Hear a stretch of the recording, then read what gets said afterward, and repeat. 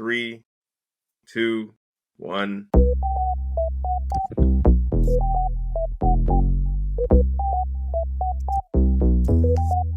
No way.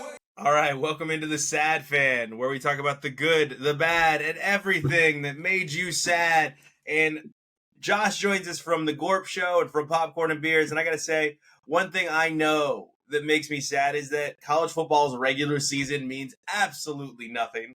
We were informed of that. It does not matter what your conference is. That means absolutely nothing. You do not have to play a tough team to win the Heisman. You can just run up stats. Sorry, Colt Brennan. Rest in peace, soldier. I know you ran up some great numbers against some bad teams, but now in 2023 is when you should have done it, because everyone is telling us it only matters what team you play for.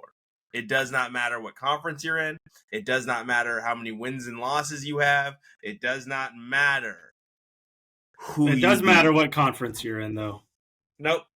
Yeah, if you're in the SEC, it's all that matters. If you're in the SEC, Yeah, I guess, but you have to be the right team in the SEC. Like Missouri wouldn't have made it if they beat Georgia. Georgia would have made it over Missouri. Well, it depends. If Georgia or if Missouri's a one-loss team, they put Missouri in. I don't think so. I disagree with you. I think if Missouri does what Alabama just did, Missouri gets left out, and Georgia still is in the playoff, in the 4 seed. Do you think that maybe Missouri is the Alabama of the Midwest? No. No. No, I don't think that at all. Like pound for pound as a state, not a team or anything. Missouri's the butthole of the Midwest and the South. I think that's And the Mississippi. I think it's Mississippi.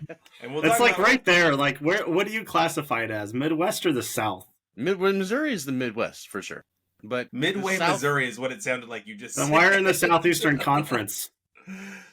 If we're talking about conferences, we're gonna have a we're long not doing conversation, this. We're not dude. Josh, we're not doing this because Oregon, UCLA, and USC are in the Big Ten, which is like a California a real is in deal. the Atlantic Coast Conference. Yeah, you have Stanford and Atlantis? Cal. Yeah, in Atlantic. the ACC, in the Atlantic Coast. Yeah, we're not doing conference talk.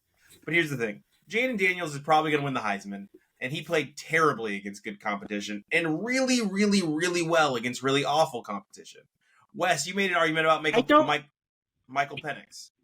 So here's the thing: Michael Penix, he had some good games, and the only reason why he's in the Heisman conversation is because he's playing for an undefeated team. I'm sorry, you can't go 0 touchdowns, 2 interceptions against Arizona State. I don't care if you're gonna like, oh, he was sick, or oh, it was poor weather. Like, no, Heisman quarterbacks don't crumble. And I will say Jaden Daniels is really good. I think he did better against the good teams than you give him credit for. I think Jaden Daniels played for Arizona State before he got to LSU. Am I he wrong did. in that? Yeah, he was awful. He did. Yeah. So what are we doing? Arizona State was awful.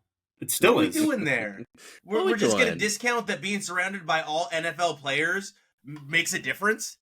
Like, LSU has all NFL players. Yes, it's easy to be great when you're surrounded by all NFL players, okay? And you play against Army, who has 0 NFL players. Yes, you should be damn good at LSU, surrounded by first through third round draft picks on your he was still setting records this in year. Arizona State. No, this year. Oh, okay, so what he did stop. previously doesn't count. The Heisman is a 1 I year. think it does count. Judging by The your Heisman- voice squeaking right there, I think it counts a little bit. The more. Heisman is a 1 year. It counts 1 season. They don't care about what you did the previous I season. agree there. I have no idea what you're talking about, but Heisman counts for that 1 year. Yes. I agree. What I'm saying is these things should be taken into account. And I hate myself for what I'm about to say, but I think Bo Nix should actually be the Heisman winner. And I know he lost to Washington twice. I'm aware. But Johnny you Manziel won't won the hear me Heisman argue after- about that. Johnny Manziel won the Heisman after losing 3 games in a season, and it's all because of what? His performance against Alabama, the best team in the nation that year. Alabama. So here's the thing: I'm not gonna like if it's Bo Nix or Jaden Daniels. I'm not gonna. In my opinion, they're both deserving, and so is Marvin Harrison Jr. The only person not deserving that got invited to New York City is Michael Penix. Yeah, but you're just wrong. Sorry, man. Like, he should be invited. He should be Should invited. Yeah, he's with those. So are we going to invite Carson Beck, the quarterback for Georgia? No. Hold on. Hmm. Carson Beck was carried by Stop it, because you just heard what I said about Jaden Daniels. Do you need me to do about Carson Beck too? About how easy it is to play with NFL players? Why do you think Michael Penix should get invited? Because he went undefeated? No, he played on a worse team with a worse defense. He throws the ball down the field against good competition. He played more good competition than Jaden Daniels did this year, despite Jaden Daniels being in the SEC. UW is stacked all around. UW is not stacked all around. They have two really good receivers, though. They have two really good receivers. They have a decent running back. The line is okay. The defense is pretty okay. Damn good. I just don't think. I don't think Michael Penix deserves. Why are we? You know what? We're doing what they want us to do. We're doing what they want us to do, Wes. Josh, let's ask you the real question. How do you feel about Florida State being left out? Left out of what? Damn it. I think Florida doesn't belong anywhere on anyone's radar. I'm still confused as to why they're a state and Puerto Rico is not. Okay, Grandpa, calm down. Grandpa, calm down. No. Here's what I think, though. People judge like Colorado arenas or whatever for the high altitude. Like, oh, it's tough when you go up there. It is. It's right next door to hell when you play any sport in Florida. It's like you're breathing water. It's a terrible place. They deserve to be left out of everything. Dolphins can't even wear helmets. I enjoy Florida. Okay. No, mosquitoes, crocodiles. I was gonna say, let's run away from the crocodiles. Oh, there's alligators over here. I had a funny joke for Wes. No matter where you are, and the racists up north. I don't like Florida. All over it. Josh, I had a good joke for when Wes said, I like Florida. And Josh he's like, took out his pee-pee and he peed all over my joke. No, that part wasn't intentional at all. I just wanted to go on a rant about Florida. It's one of those things that I like to angry rant about. I hate Florida. Okay. So here's You've never even been to Florida. Lots of times. Yes, he has. No, you haven't, loser. I've been a Universal, baby. I went to Diagon Alley. Louisiana's not Florida. Oh, my God. All right. Thank you. I'm saying his family's Southern. He's been to Florida. No, he hasn't. I've been to Florida, both coasts. Wes, you were immediately outraged. You hit me. I was like, this is dumb. This is made for TV spectacle. This is all staged. You hit me with the financial implications that are going to happen to Florida State is ridiculous. The committee has crippled them. This is stupid. So, Wes, give me some of that energy and stop being so posh spice. Well, I'm not going to give it to you right now because I'm high on painkillers. But what I will say is that it absolutely does. It screws up right now. It makes the ACC look worse than the Pac-12. Like, the Pac-12 is literally folding, and the ACC their team goes undefeated in the ACC, and they can't even get an invite to the college football playoff. Like, what does that say? And in my opinion, they 100% do deserve it. I thought there was no way in hell that they would leave an undefeated Florida State out. I thought, if anything, they would be more willing to skip over Texas. I thought they'd be willing to do some mental gymnastics there and say that, oh, that game was so far long ago. You know, Alabama's gotten better, Texas has gotten worse. But they skipped out on an undefeated Florida State. Here's my issue with Alabama, man. Alabama hasn't gotten better. No. Because they should have lost to Auburn. So let's 1 week earlier. 1 week earlier. I'm sorry, but you don't go from trash to amazing in 1 week. And I'm not going to be shocked if they beat Michigan, because Michigan also only played Ohio State. And that game was actually close. That game was Michigan is going to stomp Alabama. I mean, I hope so, but here's the thing. So, you ready for this? Let's play a game called Alabama's Actual Schedule, everyone. All right. Middle Tennessee State. They throttled them. Then Texas comes into Alabama and beats them 34-24 on their own field. Then, benched quarterback, they benched Jalen Milroe, and they beat University of Southern Florida 17-3. The University of Southern Florida, not exactly an SEC school, 17-3. Then They play Ole Miss, and they beat Ole Miss 24-10. Ole Miss, in my opinion, overrated. Just in my opinion. I still think that's a good win. It is a good win, but I think we value them too highly because I think in most conferences, they would have been right around the same place. They played in the Pac-12, probably right around the same place. They played in the Big Ten, probably right around the same place. Even Big 12 this year. All right? Then they go on to Mississippi State. They play a good game against Mississippi State, and then they play a bad Texas A&M team. A bad Texas A&M team that just paid their coach $80 million to go the bleep away. Okay? And they only win by 6 points, 26-20. They should have lost that game too. Then they play a bad Arkansas team, a really bad Arkansas team, and they win by 3 points. Then they beat Tennessee 34-20. Tennessee, again, another overrated team just because they're in the SEC. Tennessee was not good this year. That's a lot of numbers. 42-28. Kentucky 49-21. Chattanooga. They played Chattanooga. Chattanooga was a team they played. Why does Alabama like beating up Tennessee? Can we start there? What is it with Tennessee that just really pisses Alabama off? Middle Tennessee State, Tennessee, Chattanooga. So, here's the thing: Alabama's interesting this year because leaving out the Texas game, they played well against the better SEC teams, and they played like crap against the bottom SEC teams. I don't think Alabama is deserving. I think I would have rather Alabama be bitching right now and they put Georgia in. Oh, no. I don't care. None of them should have made it in. SEC should have been left out? 100%. It was a down year for the conference, a down year for the teams. Georgia is not as good as they were last year. I think we can all see that. They almost lost to Georgia Tech. And Alabama sucks this year. All right.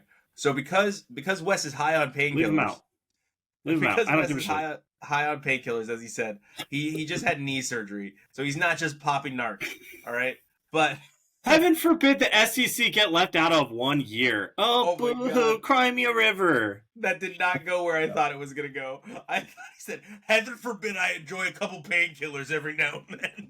I thought he was going to say that. All right. So thank you, Wes, for not going where my deviant brain thought you were going to go. Josh, today in history, what was happening? Because I just can't think about this Florida State stuff anymore. Here's the deal. Florida State should be in the playoff, everyone. It was disrespectful. They went undefeated in a Power 5 conference. Alabama is not one of the nation's best teams. They just happen to beat the number 1 team. And on any given Saturday, a team can get beat. That's all this is, okay? The best teams are the ones that went undefeated. Leave it alone. Stop overthinking it. I don't need a bunch of 60-year-old white dudes to tell me who should be in the playoffs. Go ahead, Josh. Oh, well, thanks for that intro. I just want to talk about just today in history. For instance, 1978, today, Pete Rose signs a $32 million contract in 1978. That's pretty cool. 32 million? How many years? 4 years. Wow. Shut up. That didn't happen. 4 years? Let me scroll back and in 1978? Are you sure free it's not agent, equivalent to what be a $38 million agent Pete contract? Rose signs 4-year deal. $32 million contract with Phillies, becoming the highest paid baseball player. $8 million a year, huh? And yeah. 19. That's crazy. What was he good at? What happened to him? He wasn't a hitter. Gambling. No, he's a great hitter. He's one of the best hitters of all time. He is one of the best hitters of all time. Well, I didn't know that. Okay, but that was a nice little primer. But here's the real one. 1924. Hamilton Tigers. They beat the Maple Leafs. The hockey player, Red Green, his name was Red Green. He scores 5 goals to beat the Maple Leafs 10-5. Now, I'm not sure if you know much about hockey, but it's not very high scoring. But he scores 5 by himself, and the team makes 5 more. 10-5. I can't imagine what that hockey game was like. Josh, can you tell me, in your knowledge of this, do you know if he Degeneration X'd them on the 5th goal? Yeah, he did not. Oh. Back then, he didn't have much to spare. It was a very poor time back then. Did he tip his fedora that they had to wear on the ice in place of helmets? He pulled up his overalls and just give a little click of the overalls. His hockey pad overalls. Anyway, he played with a strand of wheat coming out of his mouth as he's playing. I'm back. Yeah. Just a little color commentary for you. This is Today in Sports. Bang, bang, bing, bing, bong. That was the segment. All right. Well, let's get back to the NFL now, and let's talk about. That was my theme. Bing, bong, bing, bong. You know. So what I want to racist. say is the closest thing we have to gladiator sports right now are boxing, MMA, and football. Rugby. And why does football? I mean, well, apparently Draymond Green thinks basketball's in there too. I know you're dying to talk about it. It's so early in basketball season, but it is funny that Rudy Gobert said, of course he got ejected. He doesn't like to play without Steph. And if Steph's out, I know Draymond's going to try to get ejected. What's wrong with Steph? Well, no, Steph sits out. He's 34, 35 in a game where you run Steph's miles. his caretaker. He's like his babysitter. He really is. He's getting old. Yeah, he's getting old, and he carries the team on his back still, and I just wish they would get another star. They've had that. I am so grateful for everything this core is, as a fan, that this core has given us. 4 championships, probably should have been 6 championships, but let's get Steph some young help. Seattle doesn't even have a basketball team, Wes, so just breathe. For like another year. Yeah. You got to root for Portland until then. They're announcing Las Vegas and Seattle. I think after the current deal expires. Yeah, let's just let everyone play basketball. Every state should get a basketball. Steph Curry was on a podcast One basketball recently. for all 50 states. You guys are idiots. He's a wonderful man. Every state should get a basketball, like Josh said. There should be 50 basketballs. We'll hide them randomly in all states. You got to find the basketball. I got a golden basketball, and you get to go to the. All right, that actually ties in. And if you don't know, if you follow any of our other properties, Josh is here from Popcorn and Beers, and it's so cute that Josh just did that because I want to do a quick promo, quick shout out to Popcorn and Beers. If you want to join us for the Butter on Top this week, we will be reviewing on Monday, or it will release, Tuesday. Wonka, the start of Willy Wonka and the Chocolate Factory. Chalamet's Wonka, brother. So you did it like a pro, Josh. You did that promo like a pro. I got the golden basketball. All right. Hunger Games? That was good. Wrong podcast. But we can talk about that after. I'm just gonna chime in real quick. It's a good one. That's sports related. You're the one who brought it up. Survival. Well, you know what? Yeah, it does. It doesn't really tie into the Gladiator games. Gladiator. Wes, great job. Wes, great job. We found it in. It does tie to the Gladiator game. The last 37 minutes of that movie should have been a second movie, is my only take on it. I think they shortened it and they kind of ruined what was a really solid movie by really screwing up the last 37 minutes when they should have just ended it when Snow went to District 12. That was my take. Ruined it. All right. Now, the reason I say the NFL's our Gladiator games is you put all the men in the arena, right? And they all go to war with their armor on. And it's so intense and it's so violent that 7 quarterbacks out of 10 possible playoff teams, 7 starting quarterbacks will be missing the game. We will see 7 backup quarterbacks for 10 playoff teams, which is insane. It's absolutely, it's a war of attrition, which leads me to say, is anyone even good? Do we know who's good? Okay. We do. San Francisco is good. Mm-hmm. Seahawks are not. Seahawks suck. And they play this weekend, right? If we're probably going to get trounced again this weekend. You're not looking forward to it? No. We're playing the roughest stretch this season. It's bad. We got the Cowboys, we got the Eagles, we got the 49ers twice, we got the Ravens. Come on, why can't we just play the crappy teams again? Come on, why can't we just play the SEC schedule where we only play 2 good teams and we play everyone else that's bad? Yeah, can we play the Middle Tennessee Oilers? Wait, they're called the Oilers again? No, they're not. Wes is Oh. doing the thing. But, Josh, you would have been really confused if you finally tuned into a football game for the first time in a long time to see them wearing the Oiler uniforms. Because they did wear the Oiler uniforms this year, and Wait, they who were was it? great. The Seahawks Titans, wore or was it the Texans? their old uniforms Houston against Oilers. the Cowboys.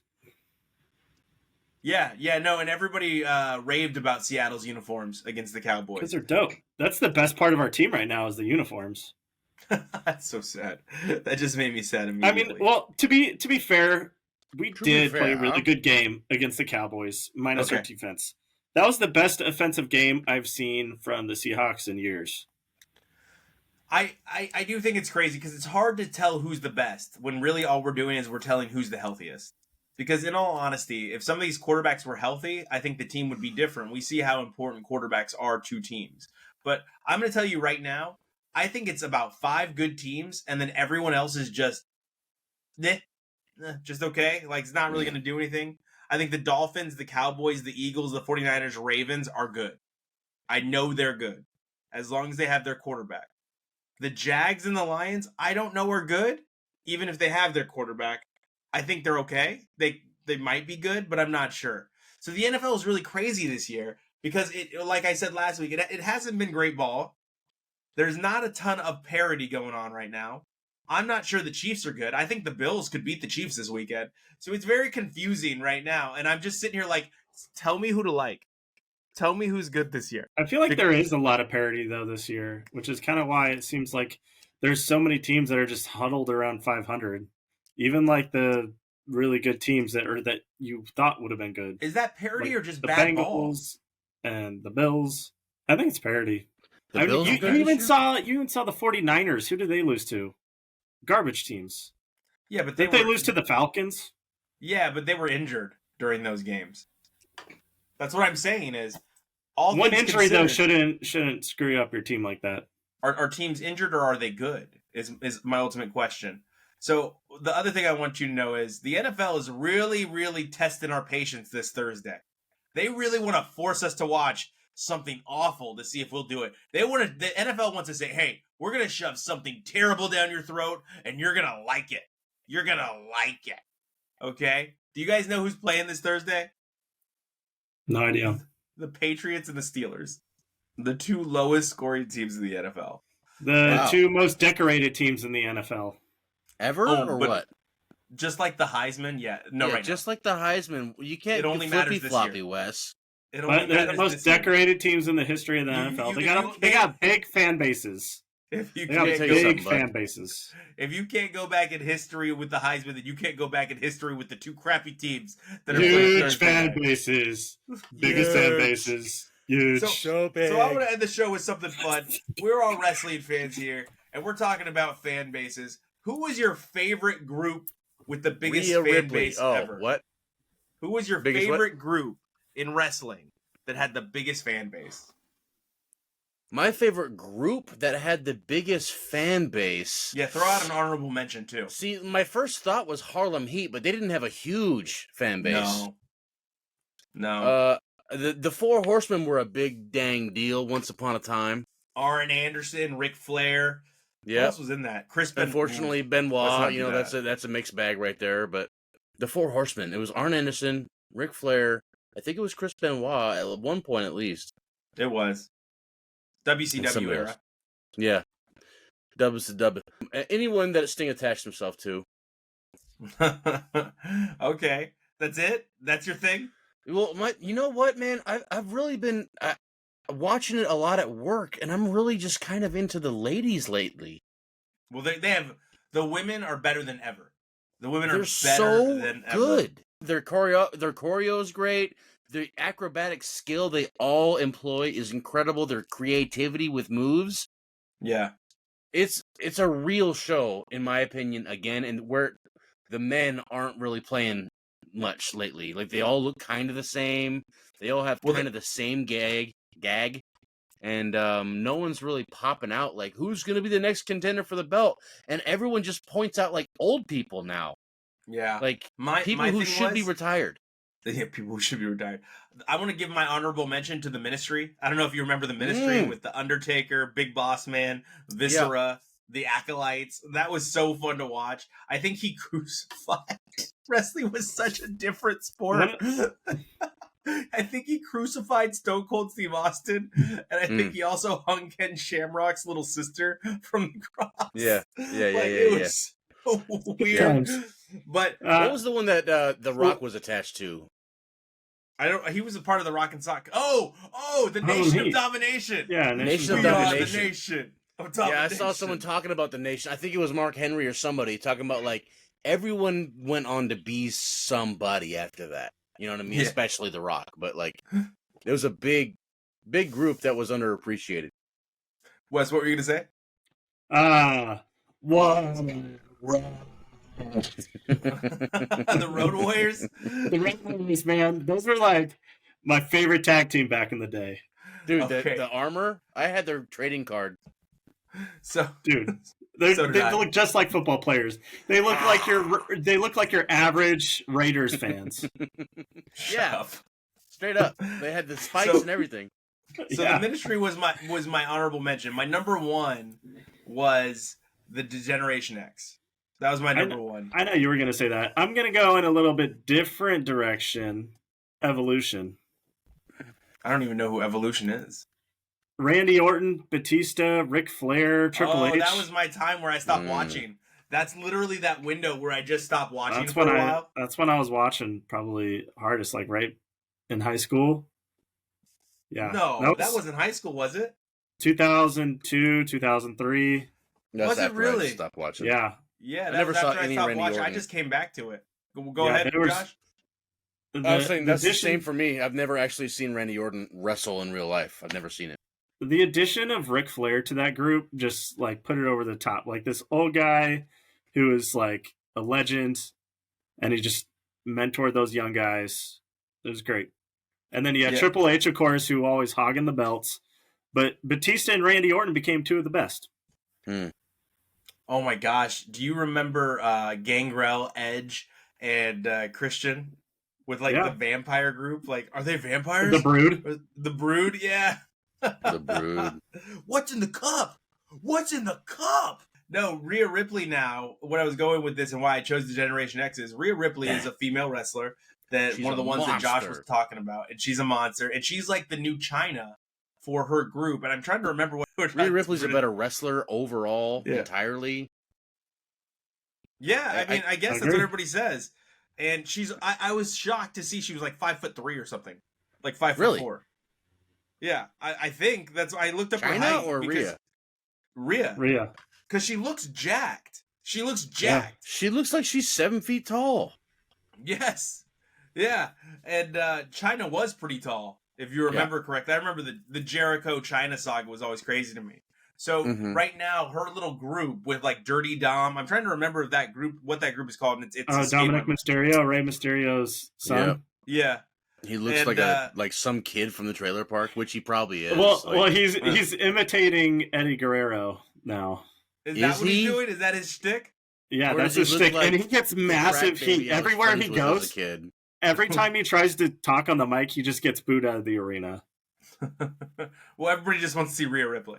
That's like her and Jey Uso. Like that's who everybody's there to see from that group. And I can't remember what they're called. Like they're called the Justice something or Judgment something Day. Judgment Day. Thank you, Judgment Day. Yeah, that group is like the new group that's running the entire WWE right now, right? I guess so. You're the one that knew their name, Wes. I was counting on you, buddy. All right, but anyway, we got a big matchup this week in the Bills Chiefs and the 49ers Seahawks. I think those are two big games with huge implications. You've already, Wes, told us that you think Seahawks are going to get rolled. All right, but what about Buffalo against Kansas City? I've already given my take. I think Buffalo beats Kansas City in Kansas City. I think Kansas isn't as good as last year, but neither is Buffalo, so I don't know. Thank you for that. That was solid, strong take. I'm 50-50, even money. 50-50 even money. And Even Money says that you could see us here each and every week. We will be on your television screen. If you have a smart TV, please join us at the SadFan What's a smart Podcast TV? Network on YouTube. You can join us at the SadFan Cast on Twitter. You can join us at the SadFan 12 on Instagram and TikTok and Twitter. We will see you all next week. We thank you for joining us each and every week. Snoochie boochies.